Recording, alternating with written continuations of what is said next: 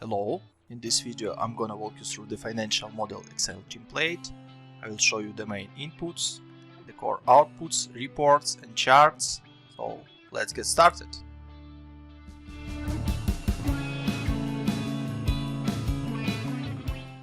You can set up core revenue drivers and see core financials and charts related to your business. So let's start with core inputs. Let's pretend you have 7 working days for your business per week. This means that count of working days per year will be 164. Also, you can change the number of weekends and holidays per year. Let's pretend this is 100. So count of midweeks per year is 264.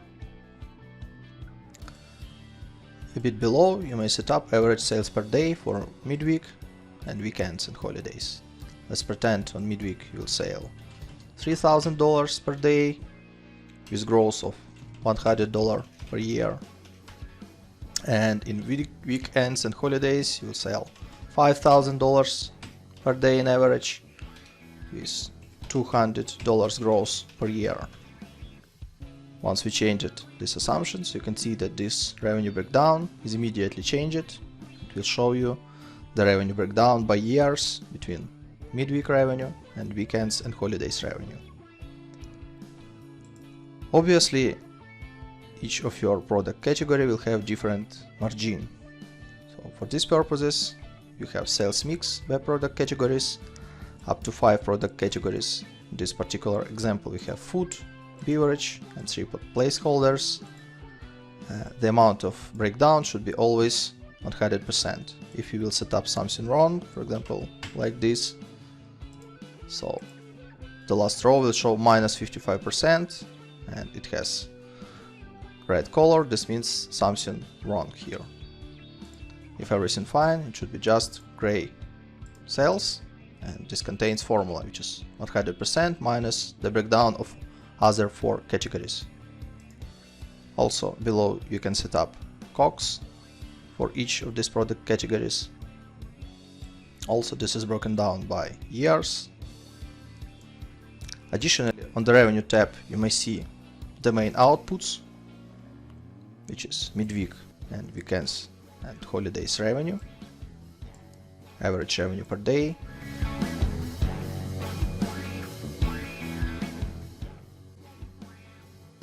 you may set up sales seasonality across the year by months.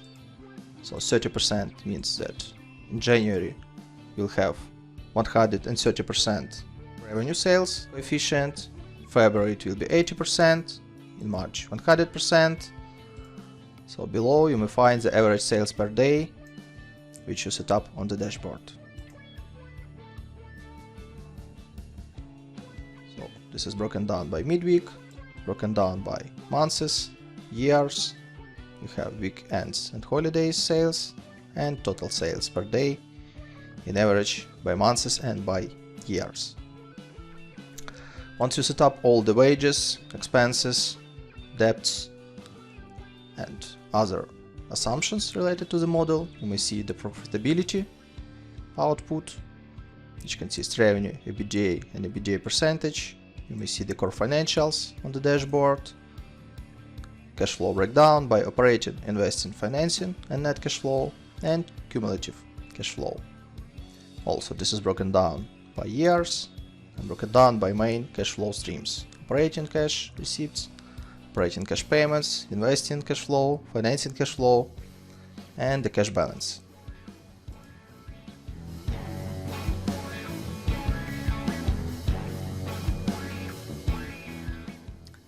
The reporting section of the model consists income statement, cash flow and balance sheet, broken down by months.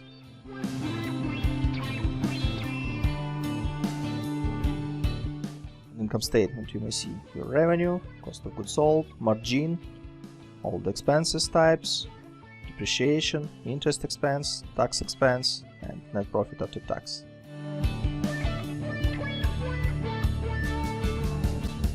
On the cash flow you may see breakdown of your cash flow by operating activities, investing activities and financing activities. there is more collapsed form of the cash flow, which is calculated using indirect method.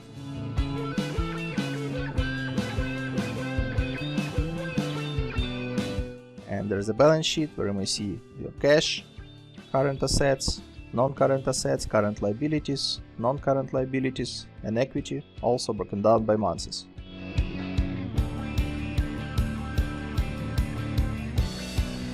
Which consists information about income statement, cash flow, and balance sheet broken down by years with a nice charts. Additionally, you are able to select detailed year on the top of the summary, and you may see this information broken down by months for this specific year, and you may see the chart with the main KPIs for each of the statements.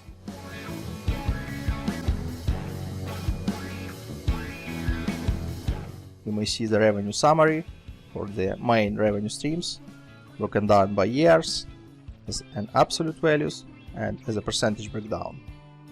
The same information is reported in here on the charts.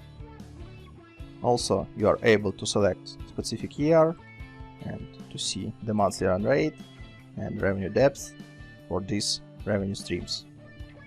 On the bottom of top revenue report, you may see the revenue bridge, and you may see the total revenue for the starting year and for the ending year, which you may play using these setups, and you may see the factors of growth of this revenue broken down by revenue streams.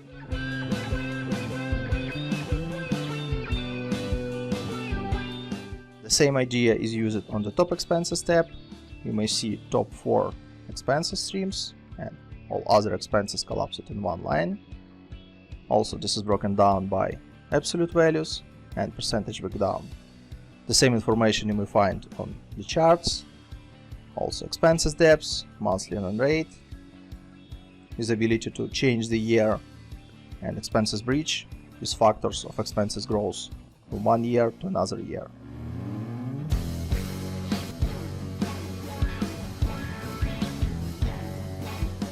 Additionally, there is a valuation tab when you can set up your cost of equity. You may see the calculation of unlevered free cash flow, and you may set up the valuation method, which can be EBITDA multiple or revenue multiple. And you can set up the multiple for this method.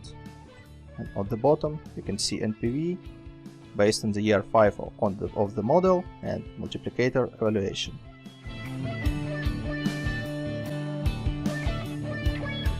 On the break-even analysis tab, you may see the calculation of revenue break-even level by years. You may see the actual revenue and net profit after tax, also based on the revenue drivers and expenses drivers. As we may see on this chart, in each year we have calculated revenue which is bigger than revenue break-even level. This means that business in this case is profitable.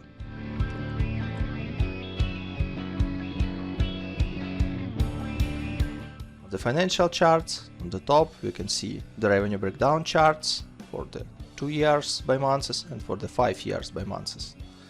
It is broken down by main revenue streams, which are midweek sales and holiday sales.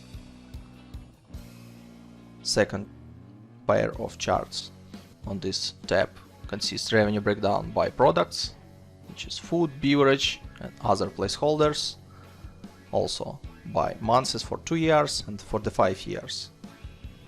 Operating cash inflow and outflow breakdown, cash balance, EBITDA broken down by revenue, COGS and OPEX, and as a yellow line you may see the EBITDA amount, and EBIT also by months for the 2 years and for the 5 years.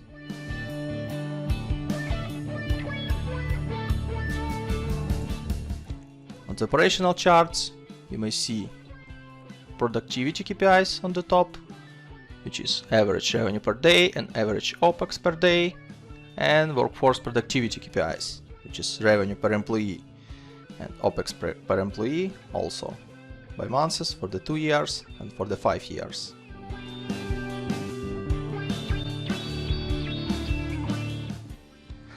The last reporting tab within this model consists the main benchmarks for this industry, which are gross margin, profit margin, wages as a percentage of revenue, average weekly revenue, and average weekly net profit.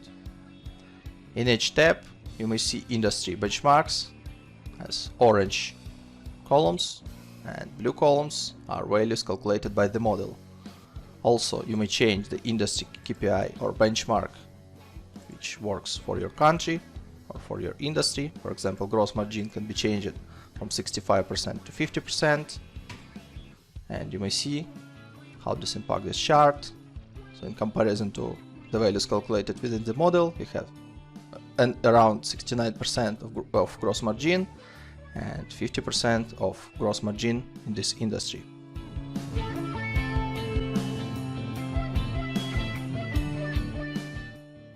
The color coding in the model is very simple. You may change any yellow cell in any yellow sheet within the model.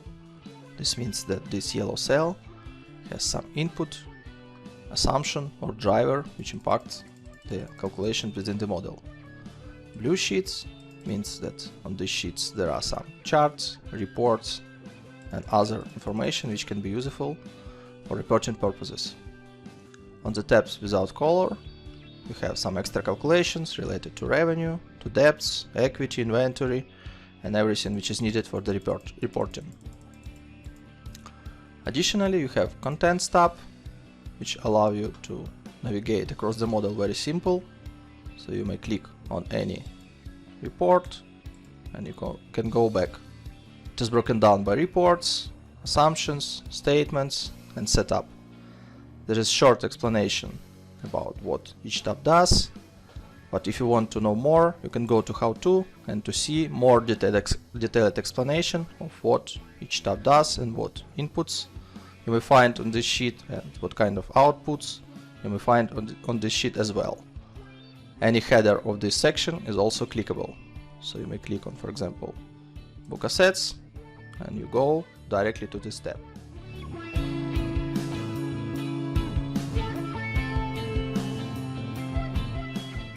On the Wages tab, you can input your headcount by categories, with hire and fire date, with annual salary, with ability to input different number of employees by years, with annual salary rise percentage, with monthly bonus and tax rate.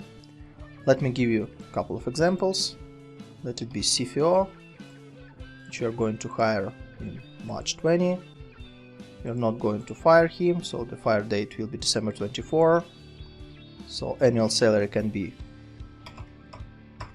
$50,000 and this will be one CFO over the time. So you may see one CFO, which is one headcount starting from March till the end of the model, which is December 24. Also you can input 5% of salary growth rate. You may see the amounts by years connected to this annual salary and impacted by annual salary rise. Let's set up 10% monthly bonus and 5% of tax rate. So you may see below the calculation of salary broken down by months, monthly bonus, which is 10%, and 5% of monthly taxes related to the payroll. Another option would be admin headcount, which will start in April, which will grow till the end of the model with annual salary of $30,000. Let it be in year number 1, 2, then 4, 6, 8 and 10 headcounts. 3% of annual salary growth, 5% of monthly bonus and 5% of payroll tax rate. So in here you may see total staff numbers, which is 2 for the year number 1, 2020. Starting from year 2021 you have 4, then 6, 8 and 10 in the last year of the model. Again, calculation of salaries for these two, in this case 4 headcounts, calculation of bonuses and calculation of monthly based taxes. You may see an income statement total salaries and wages, and here you may see the total amount of bonuses, payroll taxes and wages for these accounts.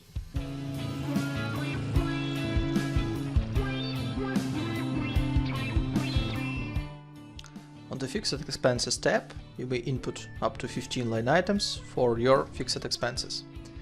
Let me show you how it works. For example, you have utilities.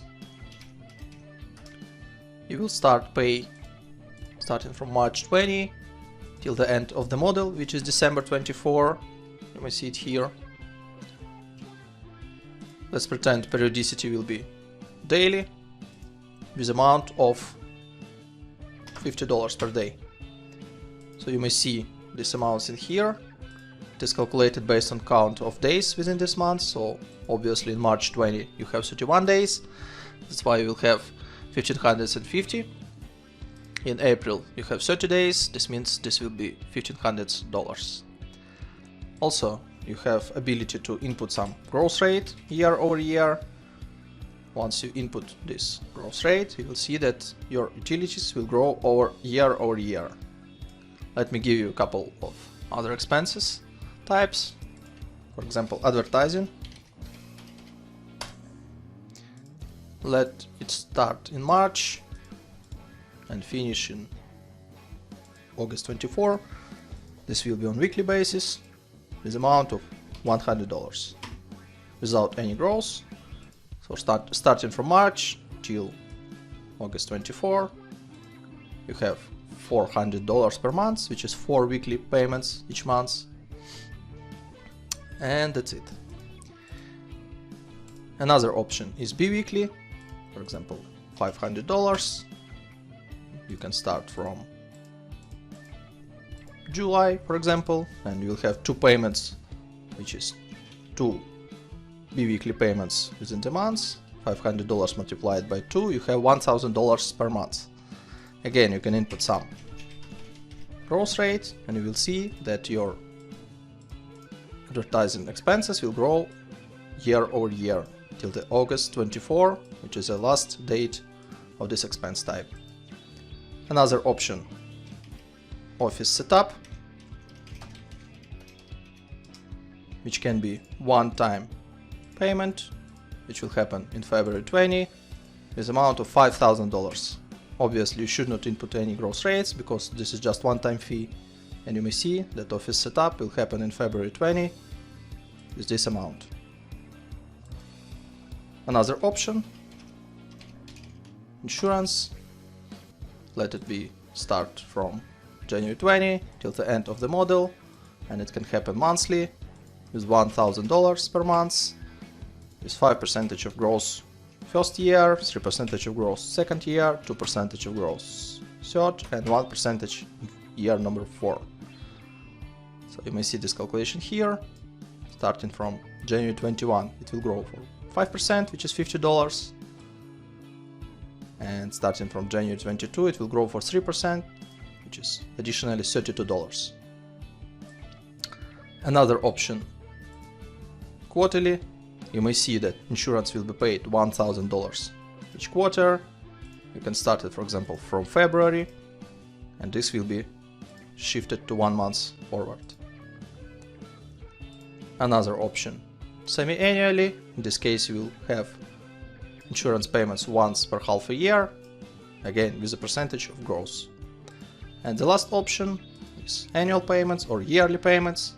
You'll pay one time per 12 months, starting from February till December 24. For each expense type, you can use growth rate, and the calculation you may see in here. Also, in income statement, you may find total fixed expenses group. If you will ungroup this section, you can see these amounts broken down by months and by fixed expenses line items.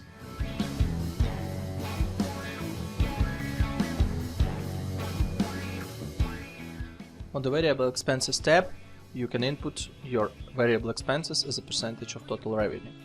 Let me show you how it works. For example, bank fees. And your bank fees is 2.5% of your revenue. So in the same way as your revenue grows over time, you may see that bank fees will grow as a percentage of this total revenue. The same way you can input other variable expenses, like for example 5%, direct labor, like 15% of total revenue, and below you may see the calculation of these variable expenses by months. So these expenses will be connected to the income statement tab, section variable expenses, and you may see these line items by months and broken down by expenses types.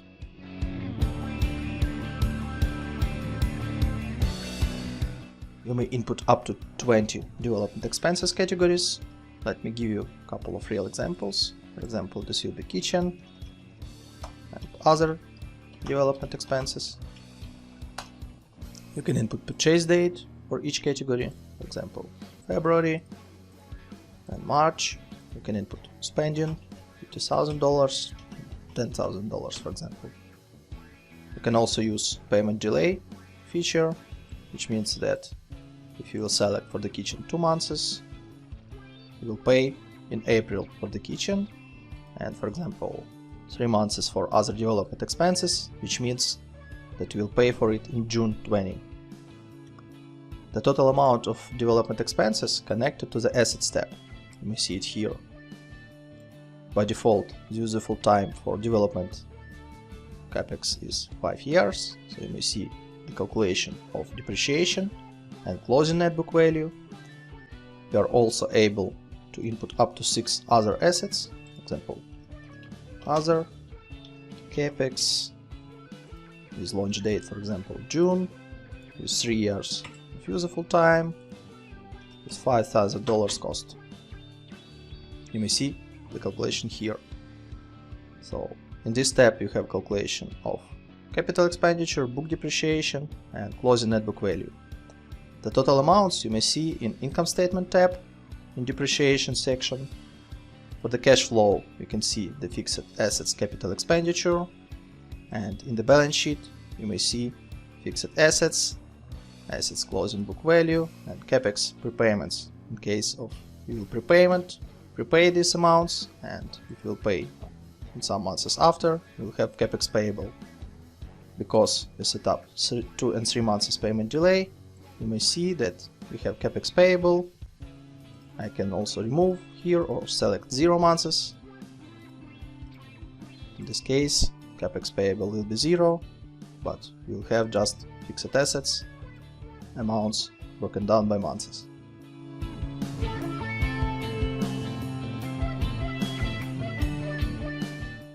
On the capitalization table, you can input different founders and investors' contributions, broken down by different dates of funding, with different cost of share for each series, and you can see the dilution of shares after each round, and pre-money total equity and post-money total equity. Let's pretend that we have 2 founders, founder 1, founder 2. So total amount of shares for founder 1 can be 10,000, for founder number 2 20,000. Let's imagine that cost of share will be $2 and the date of founding is February. This means that investment for founder 1 is $20,000, for founder 2 is $40,000. In total they invest $60,000, which you may see here. The dilution is 33 to 67% of shares. So let's pretend that for Series A we have 1 investor and the date of issuance is May, cost per share is $5 per share, and number of shares is 1,000. So total amount of investment will be $5,000. You may see that before the Series A total equity was $60,000, after is $65,000, and investor 1 will have 3.23% of shares, and the shares of founder 1 and founder 2 also diluted. 32.26 and 46.52%. You can also input some amounts for Series B and Series C. The same way you can set up the date, cost of share, and up to 5 investors with up to 5 placeholders for number of shares. The amounts of funding you may see in the cash flow, in the ordinary equity risings, and you may see the balance sheet, which shows you the total equity by months.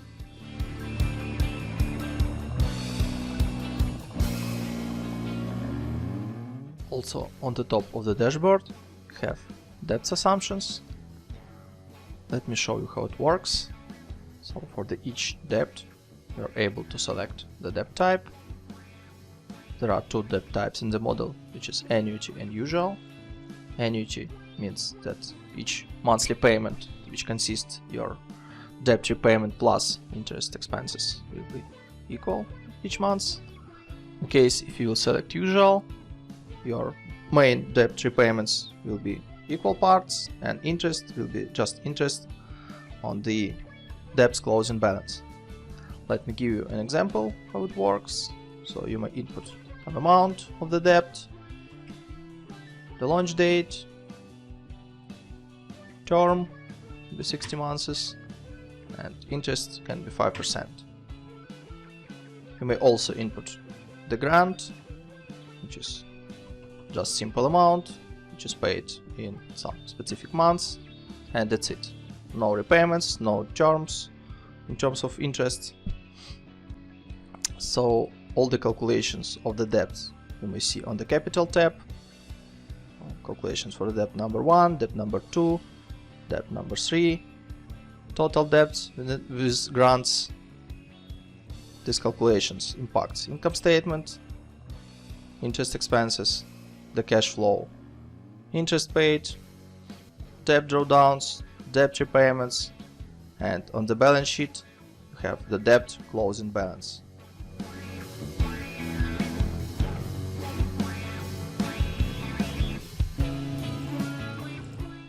On the top of the dashboard you have currency, denomination, and taxes setup. So currency inputs means that you can input all your drivers for the model using one currency. You have currency outputs. It can be the same as currency inputs and it can be different from currency inputs. So let me give an example.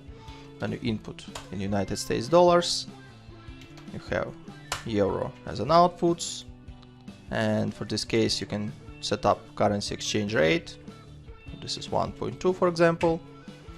In this case you will have in the model all your inputs in United States dollars, all your outputs in euros, and there will be conversion rate between currency inputs and currency outputs. Additionally you have denomination, which means that you can denominate all your outputs on the reports. In this example you have denomination is 1000, mean that your outputs is denominated by 1000. You can select millions. You may see that now it is in $1,000,000. You can set also billions or without any denomination. Additionally you have corporate tax setup. You can change this number and this will impact tax expenses in your income statement. I hope you enjoyed my video. Thanks for reviewing this. You can find more on my website finmodelslab.com, and we'll see you later in the next videos.